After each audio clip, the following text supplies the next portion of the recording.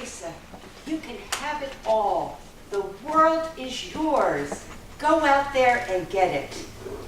These are the words I wished I heard from my mother as a child. Contest chair, fellow Toastmasters, and honored friends, raise your hand if you had parents that were less than cheerleaders when you were growing up. You know the type.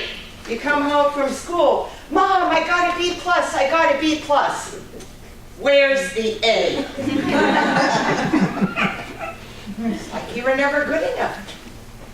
Well, I was never good enough for my mother. In fact, one morning at breakfast, she said to me, Teresa, do you know why your life will always be difficult? Because you are less than perfect. I was hurt. But looking back on it now, I don't blame her for what she said. She didn't know any better. Back then, that's what they called motivation. But do you know what it does to a young child growing up? By the time I was ready for school, my tank of confidence was already running low. But the first week of school, I started to feel better about myself. I looked around the classroom and thought, I'm taller than all the girls in the class. Heck, I'm taller than most of the guys. And when it came to gym class, all the girls were whispering, let's get Teresa on our team. She can help us win. She's almost tall enough to reach the basket. Everything was great. It was going perfect. Until I started playing. You see, I was such a klutz. I couldn't hold on to that ball long enough to even drop it in the basket. Eventually, I was kicked off the team. And my confidence got even lower. But there was one thing I was really good at, and that was playing the flute.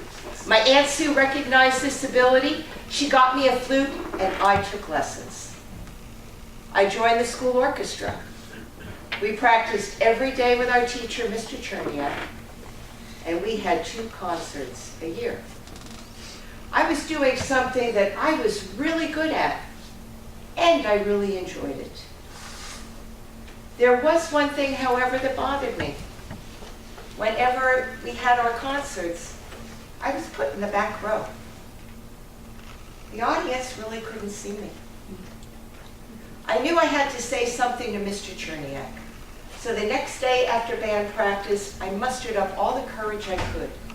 I went up to Mr. Cherniak and I said, I'm a good flute player. I'm as good, no, I'm even better than those 2 girls that always get to sit up front. Mr. Cherniak, why can't I sit up front? He turned and said, Teresa, not only do you have to play good, but you have to look good.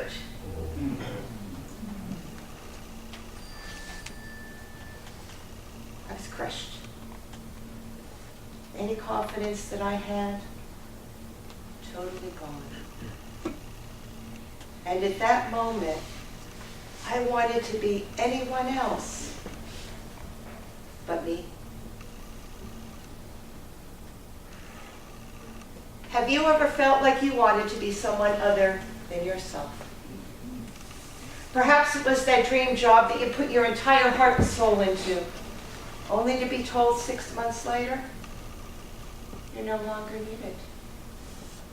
Or that marriage that showed so much promise in the beginning, only to come to realize that your soulmate fell in love with someone else. And at that moment, you wanted to be anyone else but you. But it seems like when we're at that lowest point in life, that the universe steps in, sends us someone to give us a hand and to help us out. For me, that was my Aunt Sue. For you, it could be someone else. And the day after that concert, I got to spend Christmas with my Aunt Sue, and it changed my life forever. It was the morning of Christmas. I was sitting by the living room window, and I was watching the snowflakes fall. I can smell Aunt Sue's chocolate chip cookies baking in the oven. Out of the corner of my eye, I see Aunt Sue grab a package from under the tree, begin to slowly unwrap it, and come towards me. "Teresa," she said, "remember yesterday when we saw the movie, The Wizard of Oz?" Well, I can tell you, I hardly heard anything she said because all I could think about was unwrapping that package faster and faster until I had it open. I peeked inside. Oh my goodness, Aunt Sue, you got me the ruby slippers. And I remember it like it was yesterday. Aunt Sue pulled up a chair, took the ruby slippers out of the box, and placed them on my feet. Caressing my face and looking in my eyes, she said, "Teresa, the Wizard of Oz made them all. The Scarecrow, the Cowardly Lion, and the Tin Man realized that they had everything they needed all along. And when Dorothy put those ruby slippers on her feet, it brought back confidence to a young girl who was losing faith in herself. Teresa, you are special. You are unique. And my dear, you are the only person in the world who could be you." And at that moment, all the confidence that I had lost came back just like that. And I knew I didn't want to be anyone else but me. Whatever challenge you're facing in your life, whatever difficulty you encounter, remember, just like me, you can get it back like that.